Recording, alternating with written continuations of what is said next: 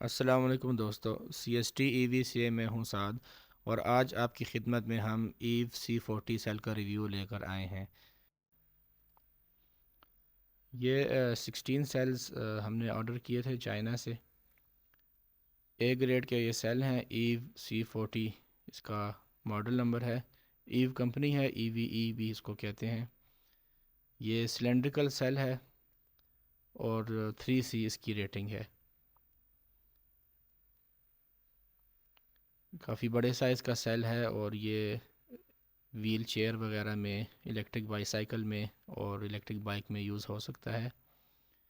Electric bike में use करने के लिए दो दो सेल पैरेलल में लगाने पड़ेंगे ताकि 40 Ah का एक सेल एक स्ट्रिंग बन जाए और उसको आप 20 को सीरीज़ में लगाकर 60 वोल्ट बना सकते हैं।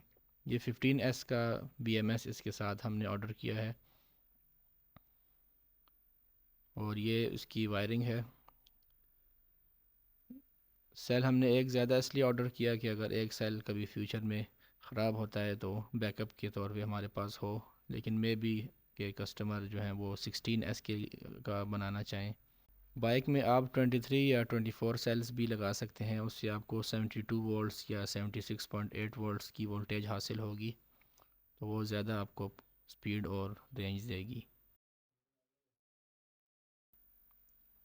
ये इसकी डेटा शीट है सेल की। और इसमें एक पुराना वर्जन आता था, उसकी साइकिल कम होते थे। अब जो अपडेटेड वर्जन है उसके सेल के साइकिल ज़्यादा हैं। तो आए इसकी डेटा शीट को डिस्कस करते हैं। इसमें बहुत सारी चीज़ें होती हैं, पैरामीटर्स गिवन होते हैं, जैसे कि एक कैपेसिटी है 20,500 mAh यानी 20.5 Ah जो है इसकी कैपेसिटी, वो इन्होंने लिस्ट की है डेटा शीट में। और वो तब हासिल होगी जब हम 0.33 C के ऊपर, यानी कि सी जो है इसकी कैपेसिटी है उसको हम 0.33 से मल्टीप्लाई करेंगे तो ये 6.6 एम्पेयर्स आएगा। तो 6.6 एम्पेयर्स पे जब इसकी टेस्टिंग होगी तो तब ये इतनी कैपेसिटी देगा। इंटरनल रेजिस्टेंस इसकी 2 मिली ओहम से कम होगी। और ये इससे इसकी हेल्थ भी पता चलती है। जब सेल पुराने होने लगता है तो ये इंटरनल रेजिस्टेंस इसकी बढ़ने लग जाती है। 3.65 से इसको ज़्यादा वोल्टेज पे चार्ज नहीं करना। और जब 3.65 पे 1000 मिली एम्पेयर यानी 1 एम्पेयर तक करंट कम हो जाए तो वहाँ पे चार्जिंग कंप्लीट हो जाती है। डिस्चार्ज 2.5 तक कर सकते हैं और 2 तक भी कर सकते हैं, लेकिन बेहतर यह है कि 2.5 तक करें, हमें इसकी लाइफ बेहतर मिलेगी। नॉमिनल वोल्टेज यानी कि सेल की जो एवरेज वोल्टेज है, जो ज़्यादातर टाइम जिस पे ये गुजारता है डिस्चार्ज के दौरान, तो वो 3.25 है। स्टैंडर्ड 6.6 एम्पेयर स्पेस को डिस्चार्ज कर सकते हैं। और अगर इसको फास्ट मतलब यह है कि मैक्सिमम जो है डिस्चार्ज वो 6 एम्पेयर तक भी जा सकता है। 60,000 यानी ये 60 एम्पेयर तक भी डिस्चार्ज हो सकता है एक सेल जो है। चार्जिंग इसकी जो है स्टैंडर्ड 6.6 एम्पेयर्स पे है। 20 एम्पेयर्स पे भी इसको चार्ज किया जा सकता है, लेकिन बेहतर यह है कि जो स्टैंडर्ड वैल्यू दी होती है डेटा शीट में उसको यूज़ किया जाए। इसके अलावा इसकी ऑपरेटिंग टेम्परेचर पे उसकी बात करें तो 50 डिग्री तक ये जा सकता है चार्जिंग के दौरान। 0 से 50 डिग्री इसके दरमियान आप चार्जिंग कर सकते हैं। डिस्चार्जिंग जो है -20 से 60 के दरमियान कर सकते हैं। और इसके साइकिल्स पे बात की जाए तो अगर 25 डिग्रीज़ पे आप यूज़ कर रहे हैं और 90% डेप्थ ऑफ डिस्चार्ज यानी कि आप 90% से ज़्यादा इसको डिस्चार्ज नहीं करते, तो 6000 साइकिल यूज़ होने के बाद कैपेसिटी इसकी 70% रह जाएगी। अगर आप ज़्यादा डीप इसको डिस्चार्ज कर रहे हैं, 95% तक जा रहे हैं, फिर आपको 4000 साइकिल के बाद जो है इसकी कैपेसिटी 80% तक मिल जाएगी, 80% तक रह जाएगी इसकी कैपेसिटी। जब हाई टेम्परेचर पे यूज़ करेंगे और जैसे 45 डिग्री और डेप्थ ऑफ डिस्चार्ज भी ज़्यादा है, फिर आपको साइकिल कम मिल जाते हैं। तो ये मुख्तलिफ़ कंडीशंस के अंदर मुख्तलिफ़ आपको साइकिल्स मिल रहे हैं, तो इसलिए हम 3000 साइकिल्स इसके हम एवरेज साइकिल लेते हैं लिथियम आयरन फॉस्फेट के। तो 3000 भी अच्छे खासे साइकिल हैं, 8 साल ये बन जाते हैं। और बाकी जो है इसमें सारे टेस्ट के प्रोसीजर्स और किस तरह से इसकी टेस्टिंग हुई है और सारा कुछ जो है अच्छा, इसमें एक चार्जिंग का भी मसला होता है कि जब टेम्परेचर बहुत कम हो तो लिथियम आयरन फॉस्फेट का जो सेल है उसका चार्जिंग रेट कम हो जाता है, उसको ज़्यादा करंट पे चार्ज नहीं किया जा सकता, फिर नहीं तो वो डैमेज होता है। जैसे कि आप ये देख सकते हैं 0 से 10 डिग्रीज अगर टेम्परेचर होगा तो आप 0.25 सी से चार्ज कर सकते हैं। 10 से 45 तक टेम्परेचर होगा तो हाफ सी से, मतलब 10 एम्पेयर पे। और जब 45 से टेम्परेचर बढ़ रहा है तो तब भी फिर आपका चार्जिंग करंट कम हो जाता है, उस पर लिमिटेशन आ जाती है। डिस्चार्ज उसको 2.5 वोल्ट तक करना चाहिए, इससे नीचे नहीं जाना चाहिए, फिर इसका इंटरनल जो इसकी केमिकल्स हैं वो डैमेज होने लग जाते हैं। हम अपने चार्जर की वोल्टेज सेट करेंगे 3.65 के ऊपर, जो कि डेटा शीट में रिकमेंडेड है। हम एक बक मॉड्यूल यूज़ कर रहे हैं जो कि 12 वोल्ट को 3.65 वोल्ट्स पर कन्वर्ट करेगा। ये DC to DC buck module है, मैक्सिमम 20 एम्पेयर्स तक दे सकता है। हमने ये 10 mm की वायर यूज़ की हुई है इसके साथ। ये जो आपको ऑरेंज और रेड कलर की वायर नज़र आ रही है, तो ये अच्छी क्वालिटी की कॉपर की वायर है जो कि सोलर के साथ भी यूज़ की जाती है, सोलर पैनल से इन्वर्टर को कनेक्ट करने के लिए। इस सेल के ऊपर निकल स्ट्रिप वेल्ड हुई हुई है लेज़र वेल्डिंग के थ्रू, तो हम उस निकल स्ट्रिप के ऊपर इन क्लिप्स को लगाएंगे ताकि इस सेल की चार्जिंग स्टार्ट हो जाए। चार्जर कनेक्ट करने के बाद हम इसका करंट चेक करेंगे क्लैम्प मीटर की मदद से। ये 8 एम्पेयर्स के करीब इसका करंट है।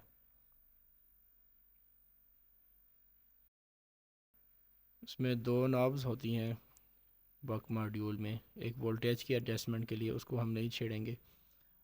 हम करंट की एडजस्टमेंट वाली नॉब उसको मैक्सिमम पे कर देंगे ताकि मॉड्यूल मैक्सिमम करंट दे सके सेल को। करंट आप देख सकते हैं थोड़ा सा बढ़ चुका है, 8.9 तक आ चुका है। हम इसको चार्ज होने देंगे जब तक कि चार्जिंग करंट 1 एम्पेयर से कम ना हो जाए, तब तक हम वेट करेंगे। इस पॉइंट पे आप देखें तो 0.86 चार्जिंग करंट जो है वो 1 एम्पेयर से कम हो चुका है, जैसे कि डेटा शीट में रिकमेंडेड था। वो कंडीशन हमें हासिल हो चुकी है, तो हम इसकी चार्जिंग को डिस्कनेक्ट करेंगे। वोल्टेज भी हम चेक कर लेते हैं। वोल्टेज जब 3.65 पर पहुंचेगी तब हमें इसको डिस्कनेक्ट करना है, तो थोड़ा सा हम वेट करेंगे।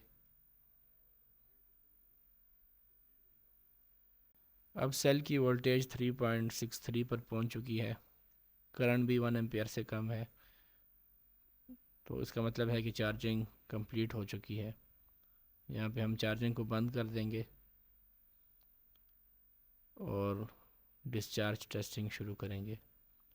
हमारे पास एक इलेक्ट्रॉनिक लोड है जो कि 180 वाट्स तक पावर को हैंडल कर सकता है। सेल के साथ हमने इसकी कनेक्शन करने के बाद इसका हम करंट एडजस्ट कर रहे हैं। हम 0.33 सी पर करंट को सेट करेंगे जो कि 6.6 एम्पेयर्स बनता है।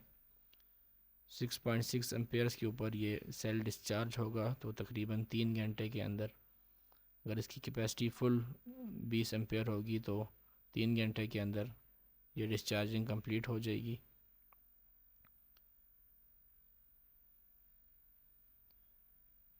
ये आप स्क्रीन के ऊपर देख सकते हैं जहाँ पे एम्पेयर लिखा हुआ है, उसके नीचे कैपेसिटी है AH में और उसके नीचे टाइम आ रहा है। सबसे पहली जो रीडिंग है वोल्टेज की, वोल्टेज के नीचे वाट्स आ रहे हैं, कितनी पावर पर डिस्चार्जिंग हो रही है, और टेम्परेचर जो है इसका मॉसफेट का, और नीचे जो है वाट आवर्स में एनर्जी जो डिसिपेट हुई है अभी तक। वो सेल की वोल्टेज जो है टर्मिनल पे 3.29 है, लेकिन इलेक्ट्रॉनिक लोड के ऊपर 2.86 आ रही है। इसकी वजह यह है कि ये जो आप वायर्स देख रहे हैं ब्लैक और रेड कलर की, जो कि सेल को कनेक्ट करती हैं इलेक्ट्रॉनिक लोड के साथ, इनके अंदर ड्रॉप होता है, वोल्टेज ड्रॉप हो जाती है क्योंकि इनकी रेजिस्टेंस होती है, उसके अंदर वोल्टेज ज़ाया होती है। तो इसी ड्रॉप को हमने कंपनसेट किया और हमने इस इलेक्ट्रॉनिक लोड के अंदर सेटिंग इस तरह से की हुई है कि 2 या 2.1 वोल्ट्स पे हमने जाकर कट ऑफ लगाया है कि जब सेल की वोल्टेज इतनी कम हो जाए तो तब डिस्चार्जिंग बंद होगी। इलेक्ट्रॉनिक लोड के ऊपर 2.1 होगा, लेकिन एक्चुअल जो टर्मिनल वोल्टेज है वो 2.5 के करीब होगी। आहिस्ता आहिस्ता आप देखें कि वोल्टेज कम होती जा रही है जैसे जैसे हमारा सेल डिस्चार्ज होता जा रहा है, लेकिन आप ये नोट करेंगे कि वोल्टेज जो है ज़्यादातर 3.2 के करीब रहेगी, क्योंकि ये इसकी नॉमिनल वोल्टेज है लिथियम आयरन फॉस्फेट सेल की। यहाँ पे 34 मिनट गुजर चुके हैं और 3.81 की कैपेसिटी यूज़ हो चुकी है और टेस्टिंग जारी है।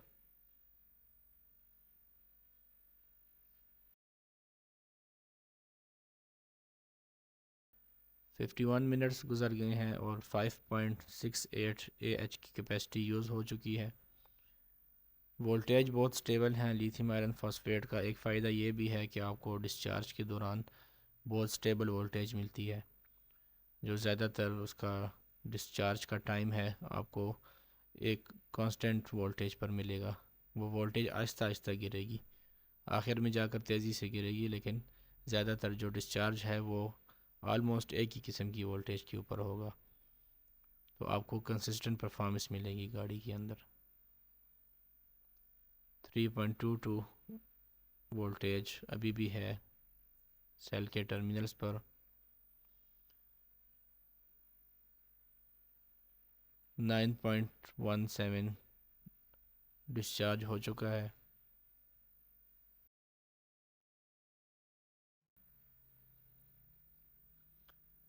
डिस्चार्ज जो है 15.18 AH तक हो चुका है।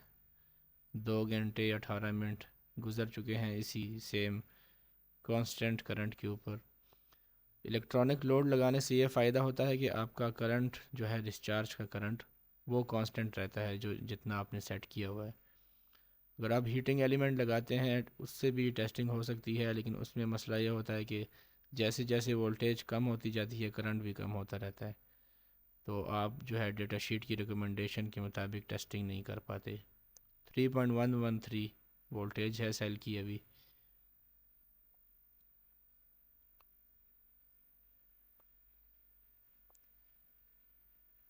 Seventeen point seven one AH तक डिस्चार्ज मुकम्मल हो चुका है। 2 घंटा 40 मिनट मुसलसल जो है ये सेल करंट प्रोवाइड कर रहा है।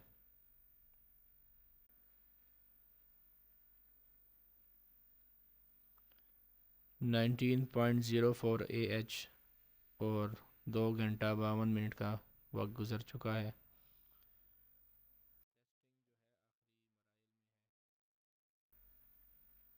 चंद ही मिनट के बाद इसकी टेस्टिंग कंप्लीट हो जाएगी। वोल्टेज भी आप देखें तो 2.48, लेकिन टर्मिनल्स के ऊपर 3 के करीब होगी, क्योंकि हाफ वोल्ट जो है आधा वोल्ट वो इन वायर्स में और PCB के अंदर ज़ाया हो रहा है।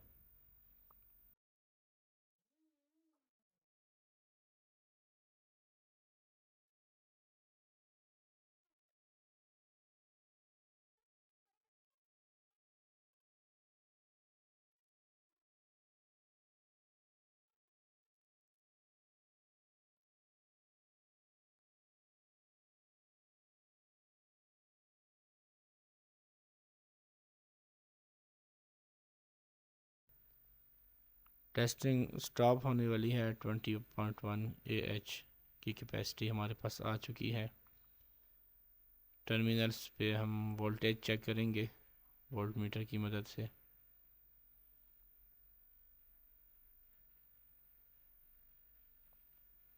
2.6 के करीब जो है वोल्टेज है। टेस्टिंग स्टॉप हो चुकी है, इसकी वोल्टेज बढ़ना स्टार्ट हो गई है। बटन के प्रेस करने से दोबारा से करंट का लोड पड़ जाएगा और टर्मिनल्स पे वोल्टेज कम होना शुरू हो जाएंगे। टर्मिनल वोल्टेज तकरीबन 2.46 तक पहुंचेगी तो फिर से टेस्टिंग स्टॉप हो जाएगी, क्योंकि हमने 2 वोल्ट्स का कट ऑफ लगाया हुआ है इलेक्ट्रॉनिक लोड में। यहाँ पे आप देखें दोबारा से वोल्टेज बढ़ने शुरू हो गए हैं। तो हमें 20 Ah से थोड़ी सी ज़्यादा की कैपेसिटी मिली है, जो कि बहुत अच्छा रिज़ल्ट है। और जैसा कि आपने देखा कि 2.5 वोल्ट्स के ऊपर इसका कट ऑफ हुआ, तो BMS का भी यही काम होता है कि वो हर सेल को मॉनिटर कर रहा होता है। अगर एक पूरी बैटरी के अंदर 24 स्ट्रिंग्स हैं, तो कोई भी स्ट्रिंग अगर डिस्चार्ज के दौरान 2.5 से नीचे जाएगी तो सारी बैटरी कट ऑफ हो जाएगी। अगर चार्ज के दौरान कोई एक स्ट्रिंग भी 3.65 से ऊपर जाएगी तो सारी बैटरी की चार्जिंग बंद हो जाएगी। तो बैटरी को ये प्रोटेक्ट करता है। इसके अलावा उसमें टेम्परेचर सेंसर्स भी होते हैं, तो सेल अगर ओवर हीट हो रहा है तो उस केस में भी बैटरी कट ऑफ हो जाएगी। और करंट के केस में भी जब एक लिमिट से ज़्यादा करंट विदड्रॉ किया जाएगा बैटरी से, उस केस में भी प्रोटेक्ट करेगा। तो BMS भी लाजमी लगाना चाहिए बैटरी के साथ। ये सेल अगर आप एक एक सेल यूज़ करें सीरीज़ में, 15S या 16S की बैटरी बनाएं, 48 वोल्ट्स या 51 वोल्ट्स में वो बनेगी, तो साइकिल के अंदर आपको इसकी रेंज मिल जाएगी तकरीबन कोई 60 किलोमीटर तक। और अगर आप दो दो सेल्स को पैरेलल करें तो 40 Ah का ये बन जाएगा। तो उससे अगर आप 60 वोल्ट की बैटरी बनाते हैं 20S की, तो बाइक जो है 1000 वाट की मोटर के साथ वो आपको तकरीबन 90 किलोमीटर्स की रेंज देगी। बाकी इसका डिस्चार्ज रेट भी अच्छा है इस सेल का, आप इसको 60 एम्पेयर्स तक डिस्चार्ज कर सकते हैं। लेकिन उस केस में आपको इसके लाइफ साइकिल कम मिलेंगे। जब आप इसके ऊपर ज़्यादा लोड डालेंगे तो एक तो इसकी हीट भी ज़्यादा प्रोड्यूस होगी और IR भी इसकी बढ़ती रहेगी। तो सेल से अच्छी लाइफ लेने के लिए ये ज़रूरी है कि आप उसके ऊपर 0.5 यानी जितने एम्पेयर का सेल है उससे आधे का लोड डालें।